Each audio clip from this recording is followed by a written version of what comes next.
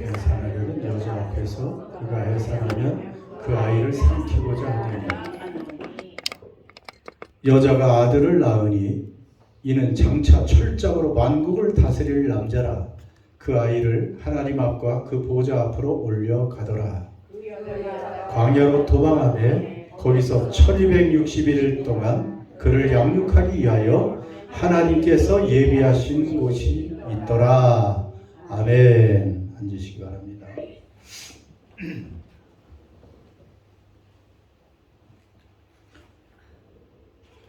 자, 우리는 지금 매일매일 사실은 전쟁의 소식을 듣고 있습니다. 멀리 떨어진 곳에서 전쟁이 일어났지만 그 유탄이 이 지구 끝 뉴질랜드에까지 떨어져서 여러분이 지금 유가 폭탄을 맞고 있죠. 예. 세상이 참 복잡하고 갈수록 어수선하고 이 전쟁이 어떻게 전개될지 아직도 종잡을 수 없습니다. 그러나 오늘 우리가 읽은 말씀 도대체 처음부터 끝까지 무슨 말씀인지 여러분 오늘따라 더 상징이 굉장히 강하고 이상한 그림 같은 말씀을 지금 우리에게 하고 계십니다. 그런데 오늘 이 땅에서 벌어지고 있는 이 모든 복잡한 일들, 전쟁, 사건 이런 것들 배후에 더 중요한 사건과 더 중요한 전쟁이 있다는 것을 또 오늘 말씀을 통해서 우리에게 알려주고 있어요. 그래서 오늘 말씀이 복잡해 보이지만 세 가지 그 단어로 주제로 풀어가면 쉽습니다. 첫째는 여자가 나오고요. 1절에 여자가 나오죠. 그 다음에 누가 또 나올까요? 용도 나오죠. 그 다음에 2절에 또 뭐가 나와? 누가? 아이. 여자가 있고 아이가 나오고 3절에 또 뭐가 있어요? 붉은 용. 요 세 가지 그 키워드로 이 말씀을 풀면 좀 이해가 갈 줄 압니다. 자, 1절에 이렇게 시작합니다. 1절이 다 중요하지만 복잡하고 암호 같고 상징 같지만 이것은 다 오늘 말씀은 어렵지 않게 풀릴 수 있는 그런 말씀입니다. 하늘에 큰 이적이 보였다고 했죠. 자, 세례 요한이 아니고 사도 요한이죠. 박모섬 유배되어서 지금 그 고난 가운데 있는데 하나님께서 기도 중에 환상 가운데 이적을 보게 해주십니다. 그런데 누가 나타났습니까? 한 여자가 있는데 옷을 무엇으로 입었어요? 헤로온이 있고 무엇 위에 있습니까? 또 달 위에 있어요.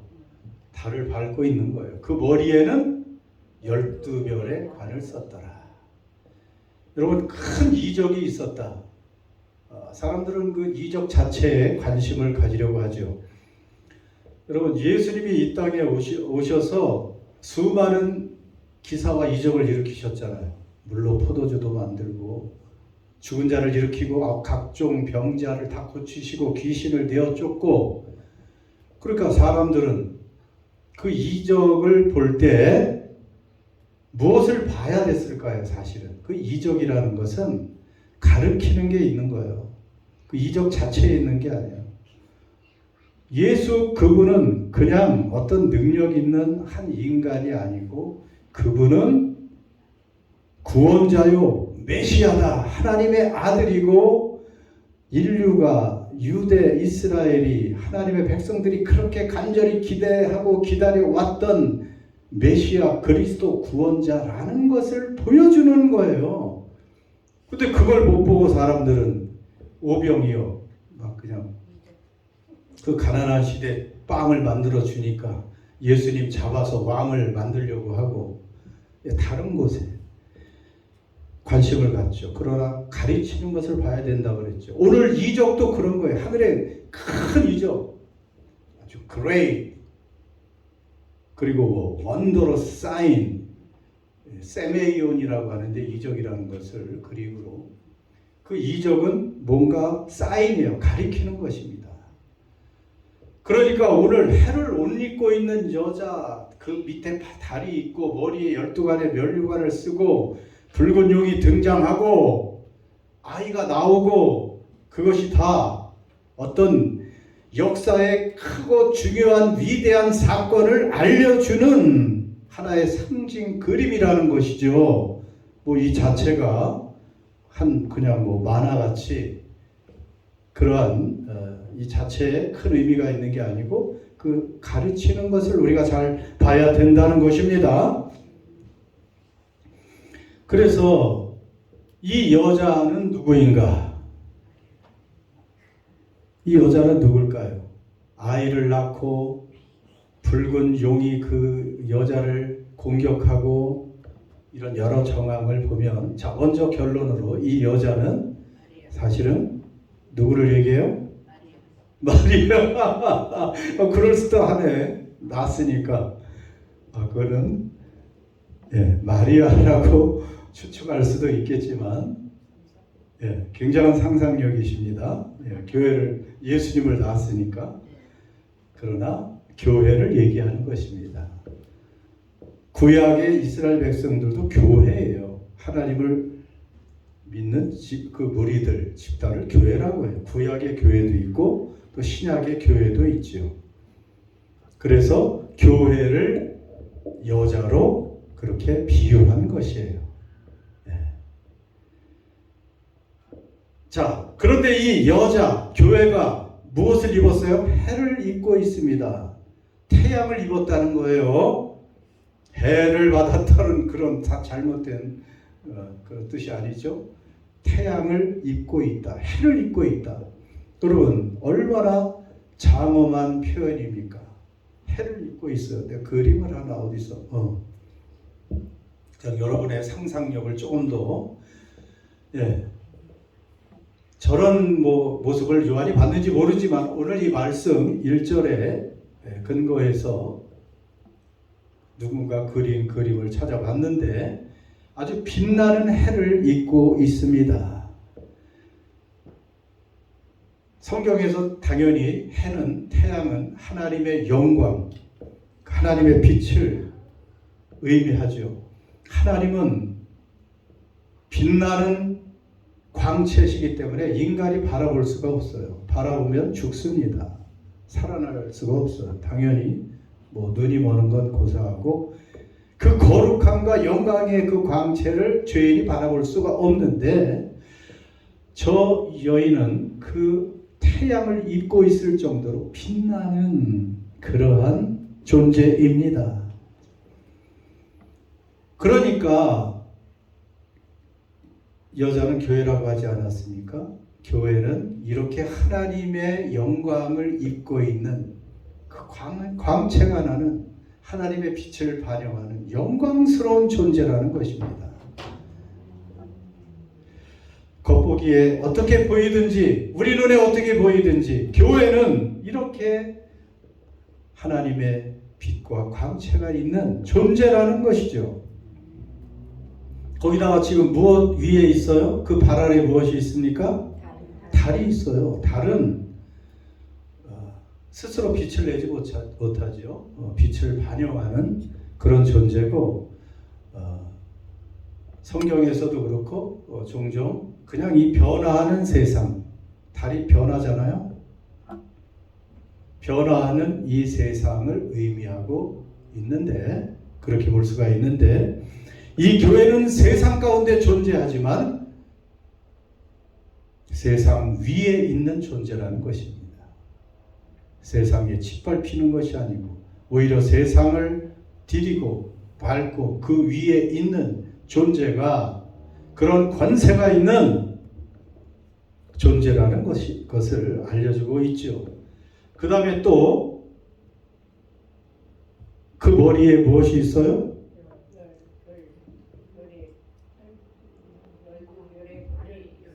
예, 12별의 별을 쓰고 있는데 그 별을 멸관처럼 만들어서 쓰고 있단 말이에요. 보이잖아요. 그림에 12별의 멸관. 계속해서 12는 뭐를 나타낸다 그랬어요? 12도, 예, 구약 12지파, 신약의 12사도, 신약 구약의 모든 하나님의 백성을 얘기하는 거예요. 그러니까 교회잖아요. 이 12별만 봐도. 그리고 여기서 또 그 12별의 영광 속에서 무엇을 쓰고 있다? 관을 쓰고 있다. 면류관을 얘기하는 것입니다. 면류관은 고대 시대에 누구에게 줍니까? 아무에게나 면류관 씌워줍니까? 이기는 자, 경기에서 승리한 자에게 주시는. 그러니까 하나님의 백성 교회는 이렇게 영광스럽고 권세가 있고 그리고 궁극적인 승리자라는 것을 보여주는 것입니다. 그 1절에 해를 입은 여자, 이렇게 많은 의미를 담고 있어요. 교회는 사이즈에 관계없이, 그리고 교회는 어떤 사람 보기에 어떤 형편에 처해 있든지 간에 하나님 보시기에 실상은 이렇게 영광스럽고 눈부시고 아름답고 권세 있고 최후 승리를 가질 그런 존재라는 것입니다. 여러분, 교회는 이 모임도 교회고 두세 사람 이상이 모이는 단체를 교회라고 했죠. 건물이 교회가 아닙니다. 그리고 우리 믿는 사람 한 사람도 뭐라 그랬어요? 교회, 성전, 교회예요, 교회. 그러니까 교회는 어때요? 아름다워요? 안 아름다워요? 네. 나이에 상관없습니다. 나는 이제 전성기도 다 지나고 뭐 이렇게 볼품이 없다고 생각하지 마시고 교회는 이렇게 아름다운 거예요. 광채가 나서 볼 수가 있습니까? 그림이라 저랬지. 옆 사람을 보고 한번 얘기하세요. 당신은 눈이 부시게 아름답습니다. 아니, 얼굴을 가려. 눈이 부시게 아름답습니다. 예, 그게 맞는 거예요. 이게 우리의 정체입니다. 세상 사람들이 이 진리를 모르니까, 이 비밀을 모르니까 겉모습만 보고 외형만 보고 얼마를 가졌네, 나이가 어떠니, 어떤 옷을 입었니 이러고 있지만 하나님은 교회를 이렇게 아름답고 영광스럽게 보고 계신 줄 믿습니다. 자, 그런데 이 여자는 이 아름답고 영광스러운 이 여자가 그런데 지금 이상한 또 반전되는 모습이 있습니다. 같이 읽어 시작. 이 여자가 아이를 베어 해산하게 되매 아파서 애를 쓰며 부르짖더라. 그러니까 지금 무슨 고통을 당하고 있어요? 해산의 고통. 예, 해산의 고통. 여기 뭐 한두 사람 빼고 잘 아시겠죠? 예. 그래도 익히 들어서 고통 중에 제일 큰 고통이 해산의 고통이라는 것을 알고 있지요. 그러나 해산의 고통 또 견뎌요, 못 견뎌요? 또 다 견뎌요. 견딜 만한 고통. 왜 견딥니까? 힘든 고통이지만 무엇을 낳기 때문에? 아이를 낳기 때문에, 생명을 낳기 때문에, 생명을 낳는 고통이기 때문에 견딜 만한 거예요. 이것은 구원을 위한 고통이기 때문에 견딜 만한 거예요.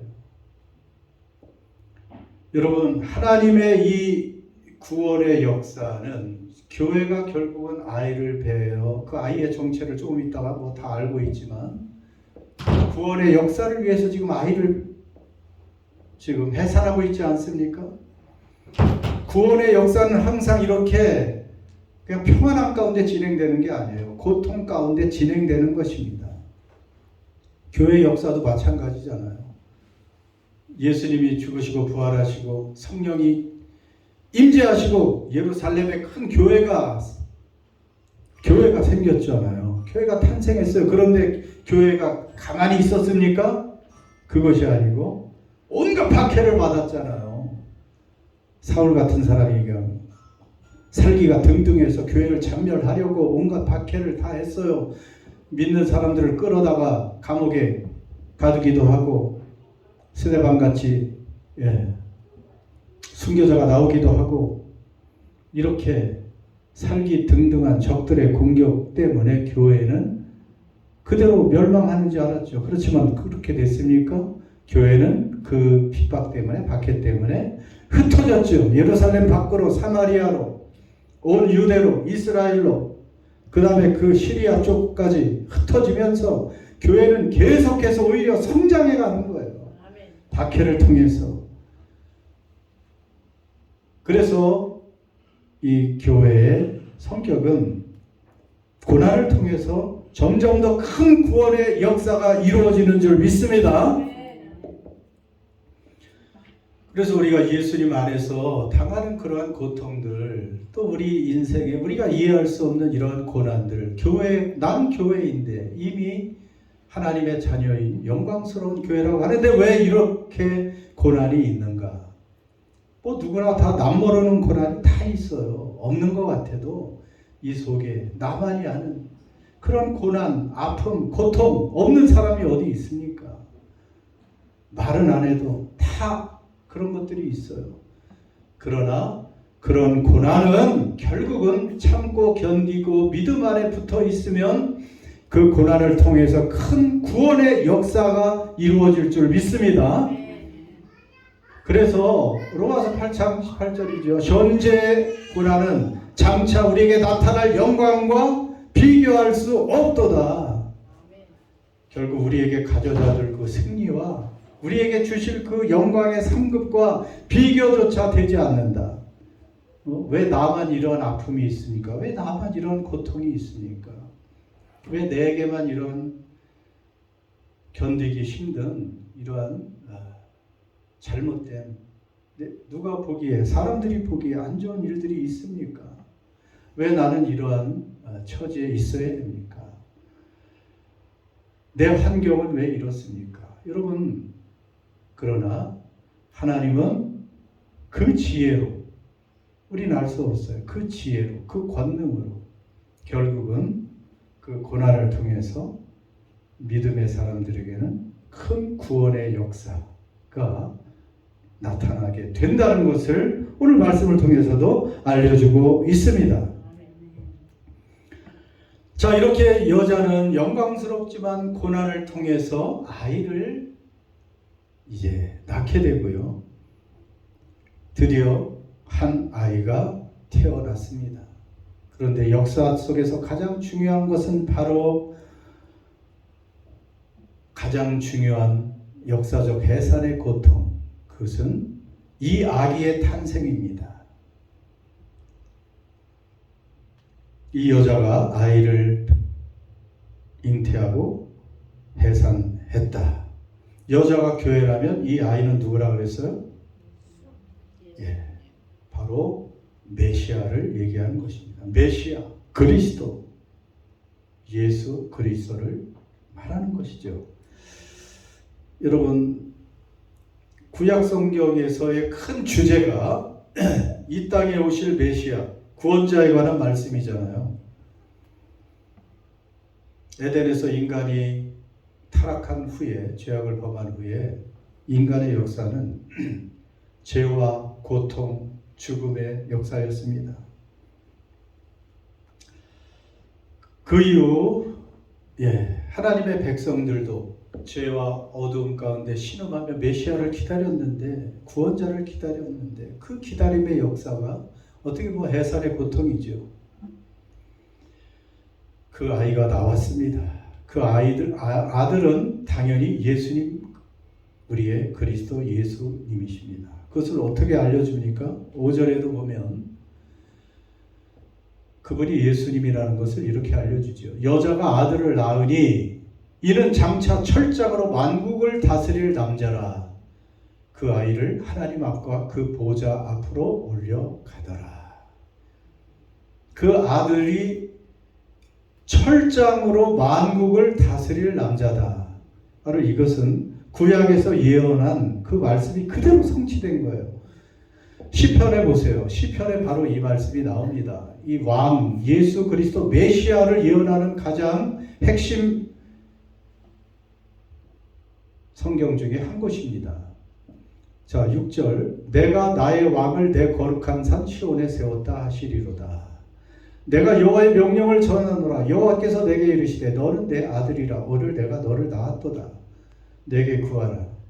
내가 이방 나라를 내 유업으로 주리니 내 소유가 땅끝까지 이르리라. 9절 같이요. 내가 철장으로 그들을 깨뜨리며 질그릇같이 부수시리라 하시도다.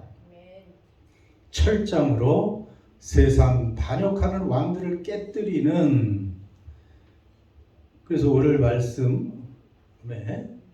바로 철장으로 만국을 다스릴 남자가 나왔다는 것은 바로 이 시편의 그 구약의 말씀이 성취되는 거예요. 그래서 이 아이는 단순한 아이가 아니고 철장으로 만국을 다스릴 영원한 왕 메시아 그리스도라는 것을 알려주고 있습니다. 교회가 그러니까 누구를 낳았어요? 결국은 아들 예수 그리스도를 낳았던 것입니다. 그런데 물론 이 아들을 낳은 것을 길게 설명하지 않아요. 그 다음에 그분이 어떻게 고난을 당하고 이런 것을 생략하고 그 남자아이를 하나님 앞과 그 보좌 앞으로 올려갔다. 예, 올려줬다.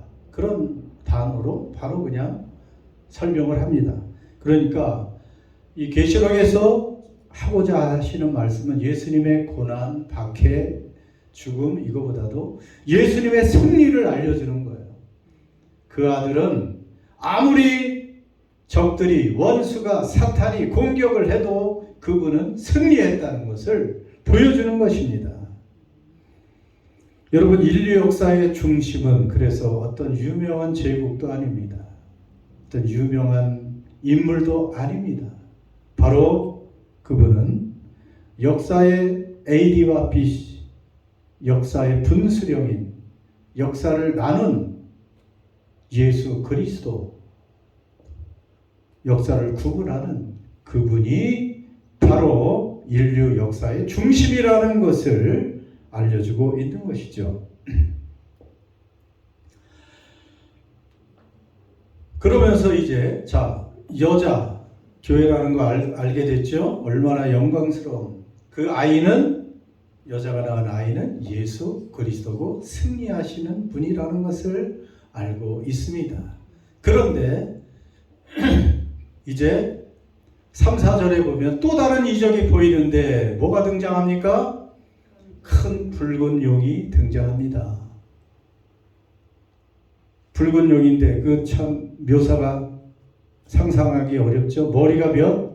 7, 뿔이 10. 머리가 7인데 뿔이 10이고 그 여러 머리에 7 왕관이 또 거기도 있다. 그리고 꼬리가 하늘의 별 3분의 1을 끌어다가 땅에 던지더라. 용이 해산하려는 여자 앞에서 그가 해산하면 그 아이를 삼키고자 했다. 자, 용의 정체는 무엇일까요? 예, 여기 바로 5절에 그것은, 아까 이 그림을, 오늘 말씀을 대충 이렇게 묘사한 그림이라고 볼 수가 있죠. 하여튼 이 사탄이라고 하는 마귀는 끔찍한 모습입니다. 용의 모습이 어디에 나와 있죠? 예.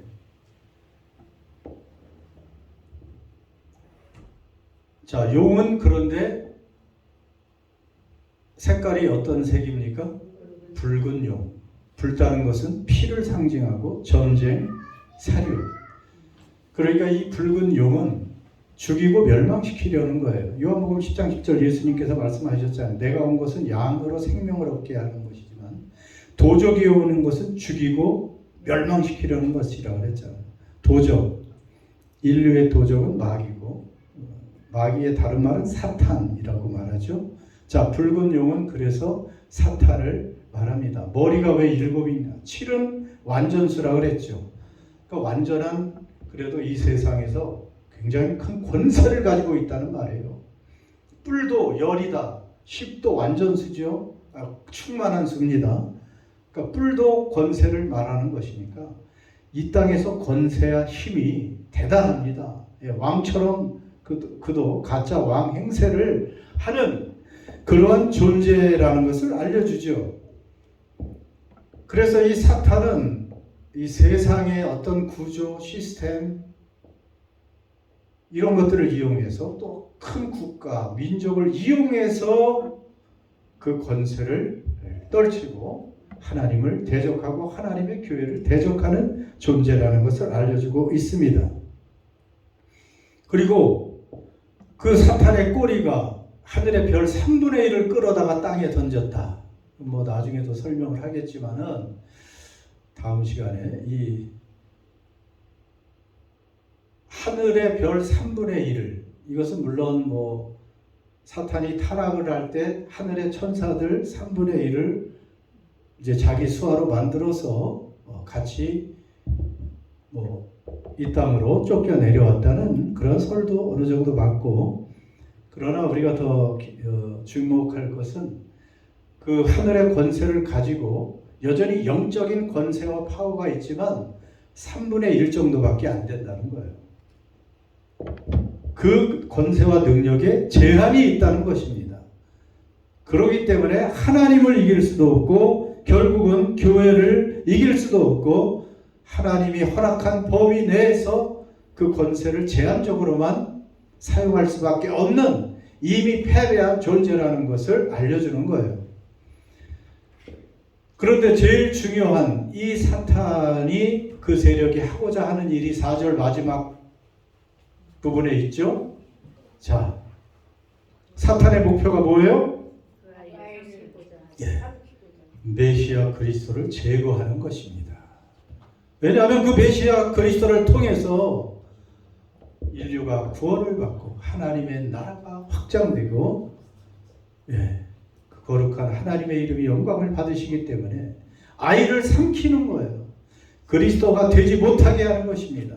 그것은 역사적으로 계속해서 그런 시도는 있어 왔죠. 구약에 보면 누가 이스라엘의 장자들을 죽이려고 했어요? 바로 왕이 이스라엘의 장자들을 다 죽이려고 했죠.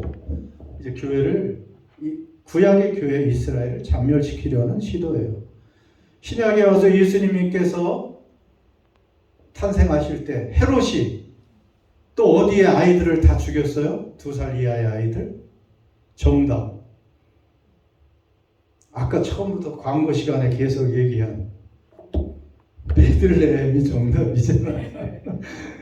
예수님이 태어난 그곳에 2살 이하의 어린아이들을 다 죽였어요. 예수님을 죽이기 위해서. 그렇지만 실패했죠. 계속 실패합니다. 그 다음에 유대 지도자들이 예수님을 계속해서 죽이려고 음모를 꾸몄는데 마지막에는 예수님이 죽으시는 것이 더 구원의 역사라는 것을 사탄이 간파를 했는지 겟세마네 동산에서 예수님이 또 이번엔 십자가의 잔을 못 마시도록 계속해서 또 예수님을 유혹했죠. 그러나 결국은 예수님께서 그 메시아는 죽음과 부활, 승천으로 사탄의 세력을 이기시고 승리하셨다는 것을 오늘 말씀에서 5절에서 보여주고 있는 것입니다. 그래서 그 아이를 하나님과 보좌 앞으로 올려갔다. 이렇게 말씀하는 거예요.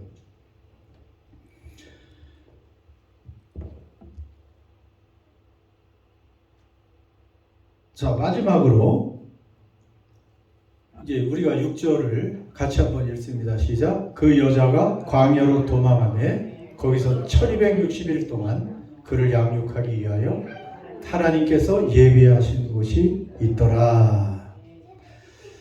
자, 이제 예수님을 공격하려는 사탄이 실패하니까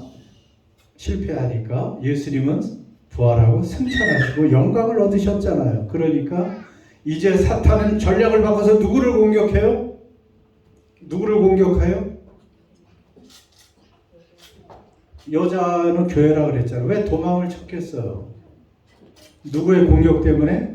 사탄의 공격 때문에. 12장 7절부터는 이제 구체적인 사탄의 공격이 마지막 절까지 나와 있습니다. 그 다음 주에 이제 부활절 이후에 이제 연거쳐서 거기 강의를 할 텐데, 이제 교회를 공격합니다. 그래서 여러분, 집요하게 예수 그리스도 메시아를 공격했던 그 용 사탄의 세력이 지금은 공격의 대상을 교회로 바꿨습니다. 우리는 영광스러운 궁극적인 승리를 쟁취할 그러한 교회지만 지금 누구의 공격 가운데 있다고요? 사탄의 공격 가운데 있어요. 그러니까 여러분, 항상 우리는 이 교회는 사탄의 공격을 받고 있다는 사실을 알아야 돼요. 여러분, 공격받고 있어요? 크고 작은 공격이 계속 있습니다. 우리는 영적 전쟁 가운데 있다는 것을 이해할 수 있어야 돼요. 여러분, 전쟁이나 이 전투, 이게 안락한 것이 아니잖아요. 편안하거나 안락한 것이 아닙니다. 굉장히 어떻게 보면 힘겹고 고통스러운 거예요. 지금 뭐 이스라엘, 이란, 뭐 중동 국가들 얼마나 편안한 가운데 있겠어요? 언제 어디서 드론이, 포탄이, 미사일이 날아올지 모르니까 늘 긴장하고 외국인들은 다 떠나가고 지금 그렇게 살고 있지 않습니까? 전쟁 중이면 죽거나 죽이거나 여러분, 그런 거예요. 지금 우리에게 불화살이 늘 사탄이 에베소 6장에도 나와 있잖아. 끊임없이 우리에게 화살을 쏩니다. 불화살을. 그러니까 손자병법에도 그게 뭐예요? 지피지기면 백전 백승. 네. 백승이라고 말하는 불태다. 원래는 그래요. 백전 불태. 지피지기면 백승이나 마찬가지. 나를 적을 알고 나를 알 때 그때 내가 방어도 하고 적절하게 조치를 취해서 아예 도망을 가든지 움직이면, 여러분, 우리가 지금 영적 전쟁 가운데 있다는 것, 적은 이렇게 영적인 존재로 교회를, 나를 계속해서 공격하고 있다는 사실을 알아야 돼요. 그걸 모르니까 교회 부상병들이 참 많은 거예요. 부상병들이 얼마나 부상병들이 많은지 여기저기 터지고 와가지고, 안 보이지만 우리 김재석 집사는 안대를 떼고 왔지만 어제까지 안대도 하시고 목발도 가끔은 하기도 하고. 중요한 건 영적으로 그렇다는 거예요. 그러니까 사탄의 공격에 그냥 흔들리고 믿음이 흔들리고 요동치고 낙심하고 포기하고 절망하고 이 믿음 생활을 계속 해야 되나 막 이러고 있고 제대로 하고 있는데, 저도 마찬가지예요. 저도 공격을 당하니까 저도 공격을 무수히 당합니다. 안 당하는 사람이 없어요. 저도 흔들리고 여러분도 흔들리겠죠. 그래서 매일매일 우리가 영적 전쟁이라는 거 말고 매일 말씀을 읽어야 돼요. 하나님의 음성을 들어야 돼요. 그리고 사인이라고 그랬잖아요. 이 모든 것이 오늘 이런 예배를 통해서 여러분이 사인이 뭔가를 들었잖아요. 사인은 결국은 어디로 가라고 알려주는 것이잖아요. 가끔 테아타투 핸더슨 가다가 오클랜드 나갈 때 저는 헷갈려요. 테아타투에서 우회전을 고속도로를 타려면 우회전을 해야 되는데 사인은 좌회전을 해서 이렇게 돌아가게 돼 있으니까 얼마나 그냥 내 본능으로 가다가는 삼천포로 빠지는 거죠. 오히려 북쪽으로 가든지 잘못 가는 거예요. 길이 없어. 여러분, 사인, 하나님의 말씀은 늘 사인입니다. 그래서 여러분이 말씀을 읽을 때 내가 좀 헷갈려도 가고 싶지 않아도 사인이지. 이 길이 맞지. 이것이 생명의 길이지 하는 것을 알게 되는 거예요. 그래서 늘 말씀 읽어야 되고, 여러분 예배 드릴 때라도 오면 정신을 차리고, 그렇지, 하나님이 살아계시지, 하나님이 나를 사랑하시지, 예수만이 구원의 길이지, 이 허무한 인생에 예수만이 내게 의미를 주시고, 이 거대한 전쟁과 이 음모가 가득 찬 세상 속에서 진리이신 예수님, 하나님 최후로 궁극적으로 승리하시고 우리에게도 승리를 주시고 영원한 나라를 주실 분은 하나님이시지. 여러분, 이것을 보게 되는 거예요. 큰 그림과 진리를 보고 다시 힘을 얻고 진리에 굳게 서서 흔들림 없이 나갈 수 있는 것입니다. 여러분, 그래서 이제 앞으로도 계속해서 영적 전쟁 가운데 있다면 적이 누군지 알아야 돼요. 적이 누군지 알아야 된다. 적을 모르면 어떻게 이겨요? 내가 누구와 싸워야 되는지, 그 적은 어떠한 무기를 가지고 있는지. 물론 제일 큰 건 거짓과 속임수예요. 그럴듯하게. 그러니까 대부분 속게 돼 있어요. 그리고 적을 상대하는 나는 어떤 존재인지. 우리의 힘으로 싸울 수 없는데 하나님의 도움을 받고 살아가는 존재라는 것을 여러분 알려주십니다. 이 말씀에 바로 나와 있어요. 광야로 도망하지만, 광야하면 어떤 의미가 있어요? 이스라엘 백성들이 광야 생활을 했죠. 광야는 안전해요, 위험해요? 위험한 장소예요, 사실은. 그러나 동시에 광야는 누가 보호해요? 하나님이 보호하는 장소예요. 우리는 위험한 곳에 있지만 하나님의 보호 가운데 있다는 것입니다. 그래서 거기서 보호를 양육받는다고 했잖아요. 보호받는다는 뜻이에요. 영어로 보면 거기 taken care, 보호를 받고 돌봄을 받는 곳이라는 거예요. 하나님께서 돌봐주신다는 것입니다.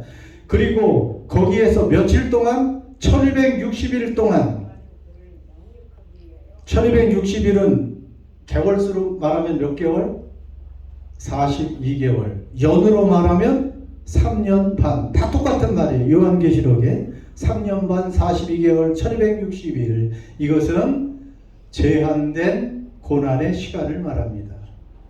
영적 전쟁터에서 우리의 삶이 지난하고 또 때로는 고통스럽고 힘겹다 해도 제한이 있다는 것, 곧 끝난다는 것을 알려주시고, 하나님이 돌봐주고 계시고 하나님이 공급해 주시는 힘으로 우리는 승리할 수 있다는 것입니다. 그래서 아무리 사탄이 우리를 공격해도 믿음 안에 서 있는 우리들에게 고난 가운데서도 하나님은 구원 사역을, 생명을 낳는 사역을 얼마든지 해 주신다는 것이에요. 여러분, 성령이 역사하시고 이렇게 여자가 아이를 낳는 구원 사역, 이런 중요한 일들이 있을 때 사탄은 더 집중적으로 공격을 합니다. 그래서 우리가 깨어 있으려고 더 노력할 때 사탄도 그만큼 또 우리를 긴장하게 만들어요.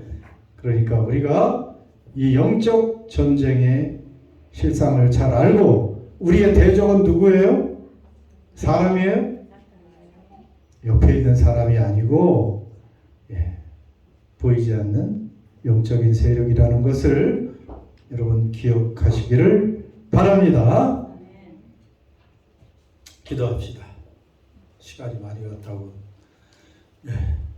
여러분 한번 눈을 감으시고 오늘 말씀을 통해서 우리가 하나님은 기도하기를 바라십니다.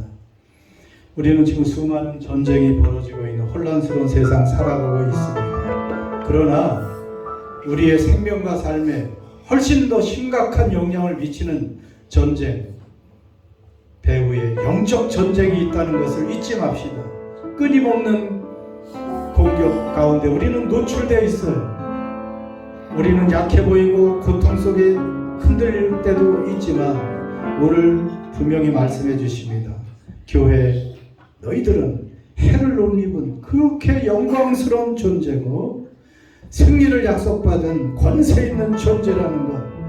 예수 그리스도는 이미 승리하셨고 우리는 주님과 함께 이긴 싸움을 하고 있다는 것을 어떤 상황에서도 두려워할 필요 없고 낙심할 필요 없이 끝까지 믿음을 지키고 주님의 증인으로 살아가고 하나님의 돌봄을 받아 승리하는 내가 되게 해달라고 여러분의 입술로 한번 기도합니다.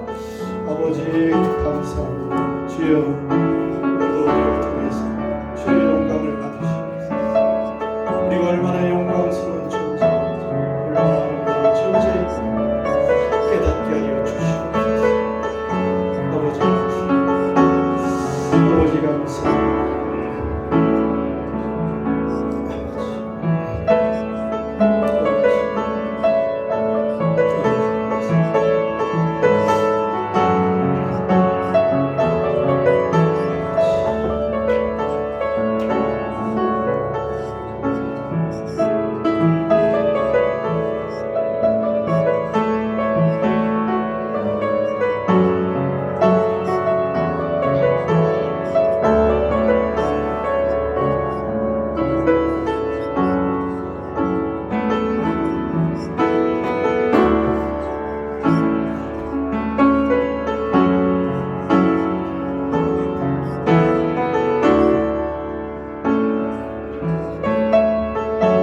하나님 아버지 감사합니다. 오늘도 말씀을 통해서 진리의 말씀을 통해서 세상은 사라져도 1.1핵도 떨어지지 않는 진리의 말씀을 통해서 우리 교회가 우리 자신이 얼마나 영광스럽고 권세 있고 존귀한 존재인가를 알려주시니 감사합니다. 사탄의 끊임없는 공격, 이 영적 전쟁 속에 있음도 우리가 잊지 않고 적을 꿰뚫어 보며 잘 영적 전쟁에서 싸워 이기는 그러한 우리를 되게 해주시고 하나님이 사랑하시고 함께하시고 도와주심을 늘 믿으며 감사하며 승리하는 우리 모두가 되게 해 주옵소서. 예수 그리스도의 이름으로 기도드립니다. 자, 다 일어나셔서 오늘 교회에 관한 찬송 시온성과 같은